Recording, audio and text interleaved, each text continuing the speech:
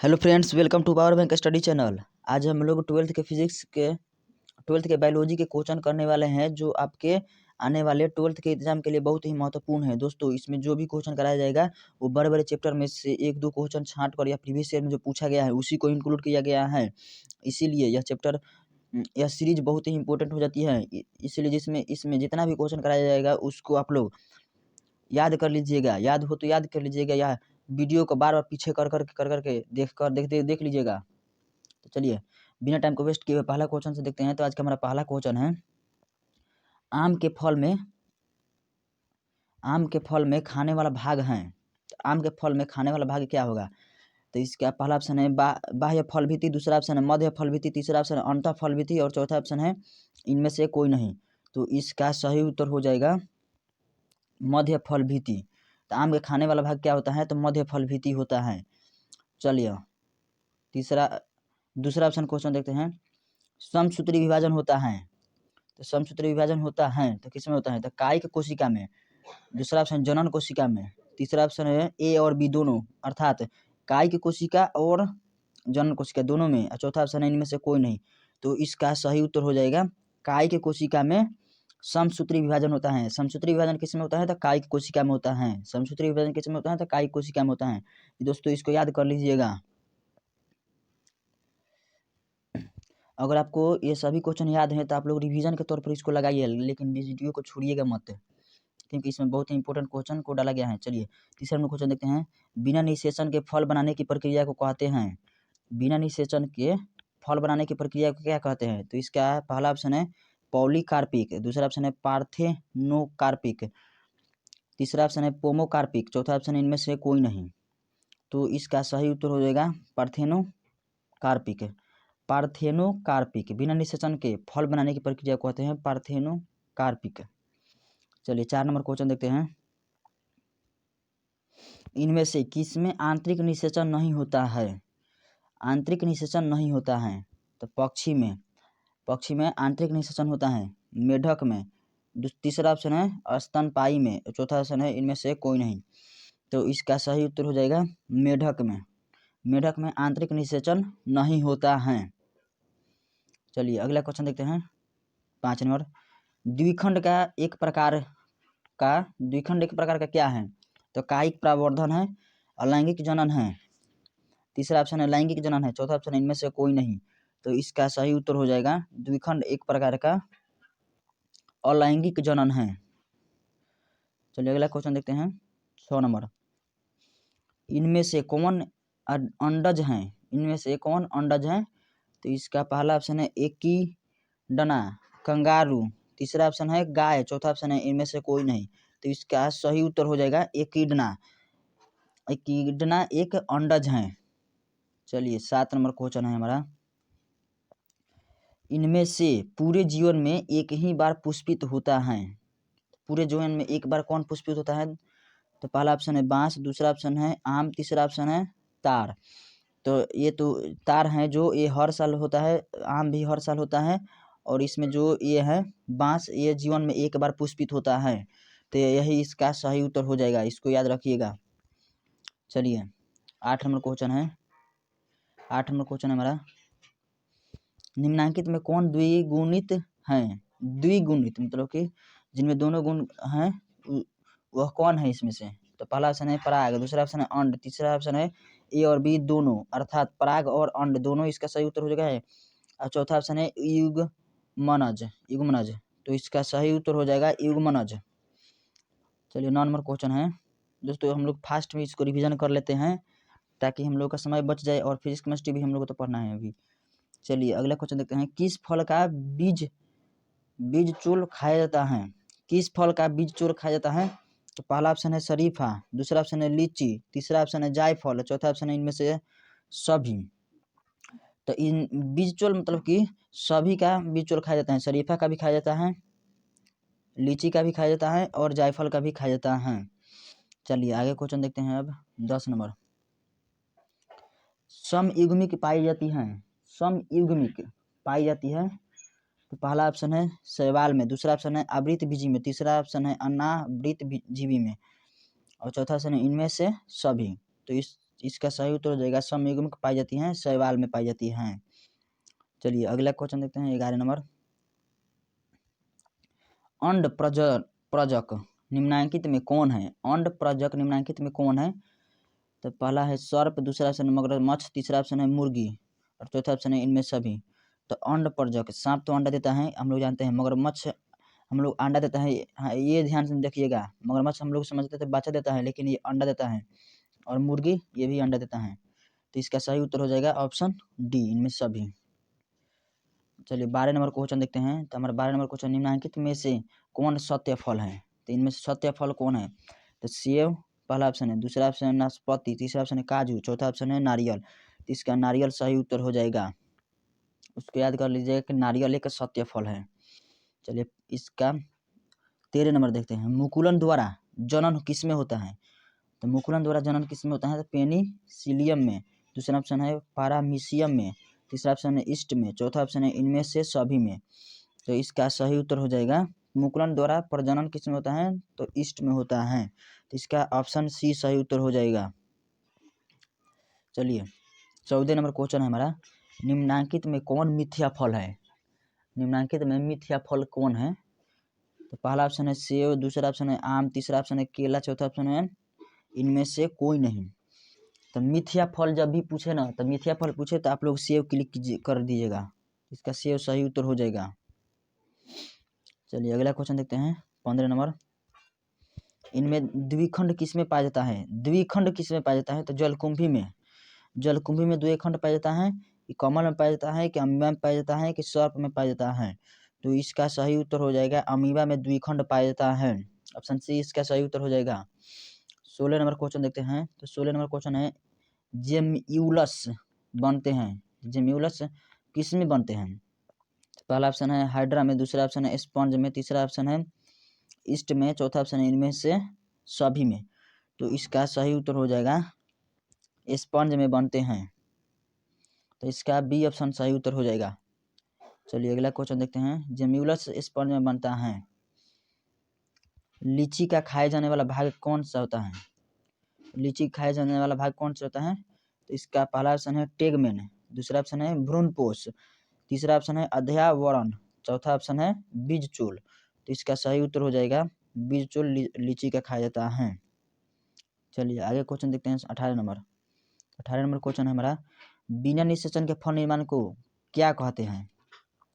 तो बिना निषेचन के फल निर्माण को अपयुग्मन कहते हैं, या असंग जनन कहते हैं, या अनिषेक जनन कहते हैं, या इनमें से सभी। तो इसका सही उत्तर हो जाएगा सी, अनिषेक जनन कहते हैं, अनिषेक जनन कहते हैं। चलिए 19 नंबर क्वेश्चन देखते हैं।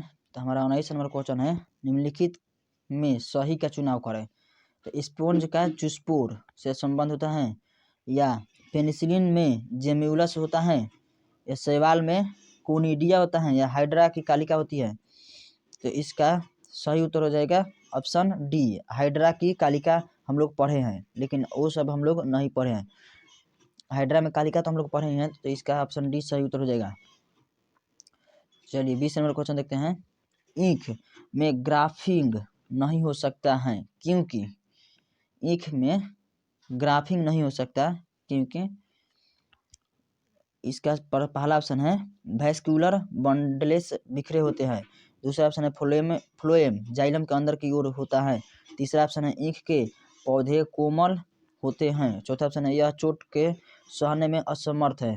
तो ये दो क्वेश्चन, तो ये ऑप्शन दो इसी तरह था, मन भटकाने के लिए। इसका सही उत्तर हो जाएगा पहला ऑप्शन, यह वैस्कुलर बंडलेस बिखरे होते हैं। इसमें बंडलेस जो है ना, इसका बिखरा होता है।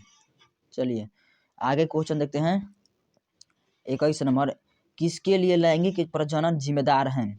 तो लैंगिक प्रजनन किसके लिए जिम्मेदार है? तो पहला ऑप्शन है द्विगुणित अवस्था को बनाने हेतु, दूसरा ऑप्शन है आइडेंटिकल यंग वंश के सृजन हेतु, तीसरा ऑप्शन है विकासवाद के भूमिका नहीं, कोई भूमिका नहीं, और चौथा ऑप्शन है एक गुणित अवस्था को बनाने हेतु। तो इसका सही उत्तर हो जाएगा ऑप्शन ए, द्विगुणित अवस्था को बनाने हेतु। अगला क्वेश्चन है, अब हम लोग 22 नंबर देखते हैं। दोस्तों इसमें जितना भी क्वेश्चन कराया जा रहा है ना, सभी को इम्पोर्टेंट कराया जा रहा है, इसीलिए एक भी क्वेश्चन को आप लोग छोड़िएगा मत कि हाँ ये नहीं आएगा। जो नहीं समझ में आ रहा है उसको याद कर लीजिएगा, लेकिन छोड़िएगा मत। चलिए 22 नंबर क्वेश्चन देखते हैं। पुदीन मिंट कायिक का प्रवर्धन करता है, तो पुदीन का प्रवर्धन कौन करता है? तो पहला ऑप्शन है अंतर्भूस्तरी, दूसरा ऑप्शन है ऊपरी भूस्तरी, तीसरा ऑप्शन है भूस्तरी, चौथा ऑप्शन है प्रकंद। तो इसका सही उत्तर हो जाएगा अंतर्भूस्तरी, इसका ऑप्शन ए सही उत्तर हो जाएगा। चलिए 23 नंबर क्वेश्चन देखते हैं। कुकुर डॉग का संभावित जीवन काल डैश होता है, मतलब कुत्ता का संभावित जीवन काल कितना वर्ष का होता है? तो इसका दोस्तों इसका अलग अलग किताबों में अलग अलग मतभेद दिया था, तो इसमें हम लोग अधिकांश किताबों में 20 वर्ष दिया है, तो इसको 20 वर्ष मान के चलते हैं, लेकिन आप लोग देख लीजिएगा अच्छी तरह से दूसरे भी बुक में। चलिए 24 नंबर क्वेश्चन देखते हैं। 24 नंबर क्वेश्चन है हमारा, शाख को वृंत पर लगाया जाता है, इस प्रकार ग्राफ्ट किए वृक्ष के फल किसके पर निर्भर करेंगे? तो पहला ऑप्शन है शाख, दूसरा ऑप्शन है वृंत, तीसरा ऑप्शन है ए और बी दोनों, चौथा ऑप्शन है कोई नहीं। तो इसका सही उत्तर हो जाएगा शाख। इसका एक बार और क्वेश्चन को पढ़ लेते हैं ताकि आपको समझ में अच्छी तरह से आ जाए। शाख को वृंत पर लगाया जाता है, इस प्रकार ग्राफ्ट किए वृक्ष के फल किस पर निर्भर करेंगे? तो शाख पर निर्भर करेंगे। चलिए 25 में क्वेश्चन है, अगुणित कोशिकाओं के संलयन की प्रक्रिया को डैश कहते हैं। अगुणित कोशिकाओं के संलयन की प्रक्रिया को डैश कहते हैं, तो अगुणित कोशिकाओं के संलयन की प्रक्रिया को क्या कहते हैं? तो इसका पहला ऑप्शन है कोशिका चक्र, दूसरा ऑप्शन है अर्धसूत्री विभाजन, तीसरा ऑप्शन है समसूत्री विभाजन, चौथा ऑप्शन है संयुग्मन कहते हैं। तो इसका सही उत्तर हो जाएगा संयुग्मन, इसका सही उत्तर हो जाएगा ऑप्शन डी। चलिए 26 नंबर क्वेश्चन देखते हैं। 26 नंबर क्वेश्चन है, डैश में पतियों के खंड द्वारा कायिक प्रजनन होता है, तो किसमें कायिक प्रजनन होता है? पतियों खंड द्वारा। तो इसका पहला ऑप्शन है एगेव एवं केले चोई द्वारा, दूसरा ऑप्शन है बायोफिल्म एवं केले चोई द्वारा, तीसरा ऑप्शन है क्राइसेंथियम एवं एगेव द्वारा, और चौथा ऑप्शन है एस पेरेगस एवं ब्रायोफिल्म द्वारा। तो इसका सही उत्तर हो जाएगा ऑप्शन बी बायोफिल्म एवं केले चोई द्वारा। चलिए 27 नंबर क्वेश्चन देखते हैं। रात में खिलने वाले पुष्प साधारणतः डैश होते हैं, तो रात में खिलने वाले पुष्प कैसे होते हैं? तो पहला ऑप्शन हल्का होते हैं, दूसरा ऑप्शन छोटे होते हैं, तीसरा ऑप्शन चमकीले होते हैं, और चौथा ऑप्शन है गुच्छे में खिलते हैं। तो इसका सही उत्तर हो जाएगा रात में खिलने वाले पुष्प अधिकतम छोटे होते हैं, ये इसका प्रॉपर्टी है। प्रॉपर्टी मतलब गुण है। दोस्तों आप लोग अपने गांव में भी देख लीजिएगा, एक रात रानी के फूल होता है, वो भी छोटा ही होता है। तो चलिए इसका पहला बी सही उत्तर हो जाएगा। चलिए 28 नंबर क्वेश्चन देखते हैं। उभयलिंगी प्राणी है, तो उभयलिंगी प्राणी कौन सी है इसमें से? तो पहला ऑप्शन है मुर्गी, दूसरा ऑप्शन है सांप, तो ये तो उभयलिंगी है नहीं, इनमें नर मादा होता है, तो ये ए और बी दोनों, तो ये तो दोनों गलत हो गया। तो इसमें दिया है डी में केंचुआ, तो केंचुआ इसका सही उत्तर हो जाएगा। तो दोस्तों इसको याद कर लीजिएगा कि केंचुआ उभयलिंगी प्राणी है। चलिए 29 नंबर क्वेश्चन देखते हैं हम लोग। निम्न में कौन द्विगुणित संरचना है? तो निम्न में कौन द्विगुणित संरचना है? तो पहला ऑप्शन है अंडाणु, दूसरा ऑप्शन है शुक्राणु, तीसरा ऑप्शन है युग्मनज। युग्मनज कैसा है? तो युग्मनज द्विगुणित संरचना है, युग्मनज द्विगुणित संरचना है, और चौथा ऑप्शन है इनमें से सभी। तो इसका ऑप्शन सी सही उत्तर हो जाएगा। 30 नंबर क्वेश्चन है। तो 30 नंबर क्वेश्चन है, देखिए हम लोग देखते हैं, जन्म से लेकर प्राकृतिक मृत्यु के बीच की अवस्था को क्या कहते हैं? तो ये तो आसान क्वेश्चन है। पहला ऑप्शन है जीवन काल, दूसरा ऑप्शन है जीवन चक्र, तीसरा ऑप्शन है कायिक अवस्था, चौथा ऑप्शन है सभी। तो इसका सही उत्तर हो जाएगा जीवन काल। जीवन काल इसका सही उत्तर हो जाएगा। जन्म से लेकर मृत्यु तक के जितने भी अवस्था है उसको जीवन काल कहते हैं। इसको याद रखिएगा, नहीं तो आप लोग जीवन चक्र से कंफ्यूज मत हो जाइएगा। 31 नंबर क्वेश्चन देखते हैं। किसी छोटे भाग टुकड़े के संपूर्ण शरीर के निर्माण को कहते हैं, किसी छोटे भाग टुकड़े के संपूर्ण शरीर के निर्माण को कहते हैं। तो क्या कहते हैं? तो इसका सही उत्तर हो जाएगा मोरफाइलेक्सिस। दूसरा ऑप्शन है एपीमोर्फोसिस। तीसरा ऑप्शन है मोर्फोजेनेसिस। चौथा ऑप्शन है मेटाबॉलिज्म। तो इसका सही उत्तर हो जाएगा, ए में दिया है मोरफालेक्सिस। ए में दिया है मोरफालेक्सिस, तो यही इसका सही उत्तर हो जाएगा। चलिए अगला क्वेश्चन देखते हैं 32 नंबर। 32 नंबर क्वेश्चन है द्विनिषेचन किसमें पाया जाता है? तो द्विनिषेचन किसमें पाया जाता है? तो इसका पहला ऑप्शन है आवृत बीजी में, दूसरा ऑप्शन है अनावृत बीजी में, तीसरा ऑप्शन है टेरिडोफाइट्स में, चौथा ऑप्शन है ब्रायोफाइट्स में। तो द्विनिषेचन किसमें पाया जाता है? तो इसका ए ऑप्शन सही हो जाएगा, आवृत बीजी में द्विनिषेचन पाया जाता है। आवृत बीजी में द्विनिषेचन होता है। चलिए 33 नंबर क्वेश्चन देखते हैं।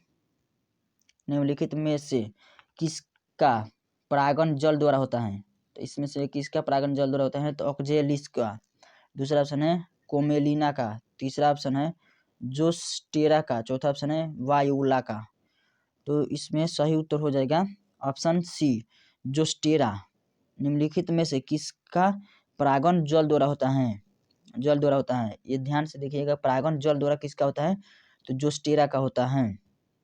चलिए 34 नंबर क्वेश्चन देखते हैं। तो 34 नंबर क्वेश्चन है हमारा, पिस्टिया में कायिका प्रवर्धन किसके द्वारा होता है? पिस्टिया में कायिका प्रवर्धन किसके द्वारा होता है? तो पहला ऑप्शन है एस्टालोन द्वारा, दूसरा ऑप्शन है ऑफसेट द्वारा, तीसरा ऑप्शन है रनर द्वारा, चौथा ऑप्शन है शक्कर द्वारा। तो बी इसका सही उत्तर हो जाएगा ऑफसेट द्वारा। तो इसका ऑप्शन बी सही उत्तर हो जाएगा, पिस्टिया में कायिक प्रवर्धन किसके द्वारा होता है? तो ऑफसेट के द्वारा होता है। चलिए 35 में दो क्वेश्चन देखते हैं। दोस्तों ये चैप्टर थोड़ा बड़ा है, इसीलिए इसमें से ज़्यादा क्वेश्चन इंक्लूड करना पड़ा है, और प्रीवियस ईयर में से छांटने में भी थोड़ा ज़्यादा समय लग गया है, तो इसको बनाने में बहुत ज़्यादा समय लगा है। तो चलिए 35 नंबर क्वेश्चन देखते हैं। घरेलू मक्खी के मायोसाइट्स में गुणसूत्र की संख्या कितनी होती है? तो घरेलू मक्खी में कितनी गुणसूत्र होती हैं? तो इसका सही उत्तर हो जाएगा ऑप्शन बी 12 होती है। इसको याद में रखिएगा। 36 नंबर क्वेश्चन है। 36 नंबर क्वेश्चन हमारा क्या है? निम्नलिखित में से किस प्राणी में ओओविविपेरिटी होता है? तो पहला ऑप्शन है मुर्गी, दूसरा ऑप्शन है प्लेटिपस, तीसरा ऑप्शन है रैटल सर्प, चौथा ऑप्शन है इकिडना। तो इसका सही उत्तर हो जाएगा रैटल सर्प। चलिए 36 हो गया। 37 नंबर क्वेश्चन देखते हैं। तो 37 नंबर क्वेश्चन है हमारा, पार्थेनोजेनेसिस पाया जाता है। तो पार्थेनोजेनेसिस किसमें पाया जाता है? तो एक्सोलोटल लार्वा में, दूसरा ऑप्शन है स्पोरोसिस्ट एवं रेडिया लार्वा में, तीसरा ऑप्शन है सर्केरिया में, चौथा ऑप्शन है मिरासीडियम में। तो इसका सही उत्तर हो जाएगा ऑप्शन बी स्पोरोसिस्ट एवं रेडियो लार्वा में। दोस्तों क्वेश्चन क्या दिया था कि पार्थेनोजेनेसिस पाया जाता है, तो यही इसका सही उत्तर हो जाएगा बी। चलिए अगला क्वेश्चन देखते हैं 38 नंबर। यदि नर आकारिकी में मादा से भिन्न हो तो इसे कहते हैं? यदि नर आकारिकी में मादा से भिन्न हो तो इसे क्या कहते हैं? तो इसका पहला ऑप्शन है हेटेरोगैमी, दूसरा ऑप्शन है होमोगैमी, तीसरा ऑप्शन है लैंगिक विरूपता, चौथा ऑप्शन है हर्माफ्रोडाइटिजिग। इसका सी ऑप्शन सही उत्तर हो जाएगा लैंगिक विरूपता। यदि नर आकारिक में मादा से भिन्नता हो तो इसे कहते हैं लैंगिक विरूपता कहते हैं। तो इसको ध्यान में रखिएगा, यह भी क्वेश्चन इंपॉर्टेंट है। चलिए अगला क्वेश्चन देखते हैं 39 नंबर। तो आज का हमारा 39 में क्वेश्चन है, पीडोजेनेसिस किस लार्वा में पाया जाता है? पीडोजेनेसिस किस लार्वा में पाया जाता है? तो पहला ऑप्शन है टीनिया, दूसरा ऑप्शन है फैसियोला, तीसरा ऑप्शन है राना, तीसरा ऑप्शन है और चौथा ऑप्शन है तितली। तो इसका सही उत्तर हो जाएगा ऑप्शन बी फैसियोला। फैसियोला में पीडोजेनेसिस पाया जाता है। चलिए 40 नंबर क्वेश्चन देखते हैं। तो आज का हमारा 40 नंबर क्वेश्चन है, किसमें तिर्यक द्विखंड पाया जाता है? तो किसमें तिर्यक द्विखंड पाया जाता है? तो पहला ऑप्शन है मोनोसिस्टिस में, दूसरा ऑप्शन है प्लाज्मोडियम में, तीसरा ऑप्शन है प्लानेरिया में, चौथा ऑप्शन है सीराटियम में। तो इसका सही ऑप्शन हो जाएगा सीराटियम में। किसमें तिर्यक द्विखंडन पाया जाता है? तो सीराटियम में।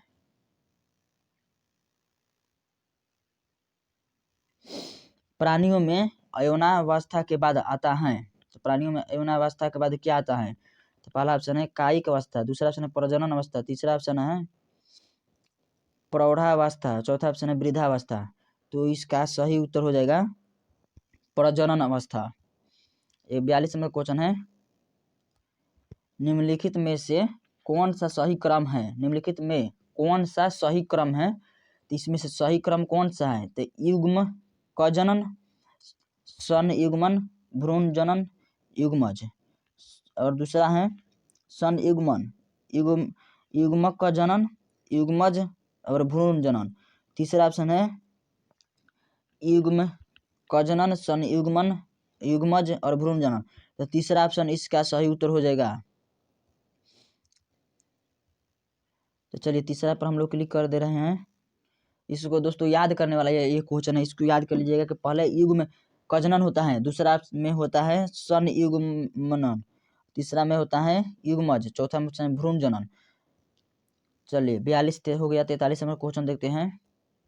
शब्द होमोथैलिक एवं मोनोसियस का प्रयोग किसके लिए किया जाता है?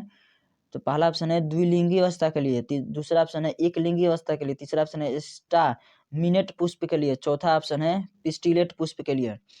तो इसका ए उत्तर सही उत्तर हो जाएगा, ए द्विलिंगी अवस्था के लिए। चलिए 44 नंबर क्वेश्चन देखते हैं। आज का हमारा 44 नंबर क्वेश्चन है, तोता का सबसे अधिक उम्र क्या है? तो तोता का सबसे अधिक उम्र कितना हो सकता है? तो पहला ऑप्शन है 90 वर्ष, दूसरा ऑप्शन है 25 वर्ष, तीसरा ऑप्शन है 500 वर्ष, चौथा ऑप्शन है 140 वर्ष। तो यह भी दोस्तों जो वर्ष वाला क्वेश्चन है ना, वो सभी किताब में अलग अलग दिया गया है। तो हम प्रीवियस ईयर में जो पूछा गया था उसी में से छांट कर लाए हैं।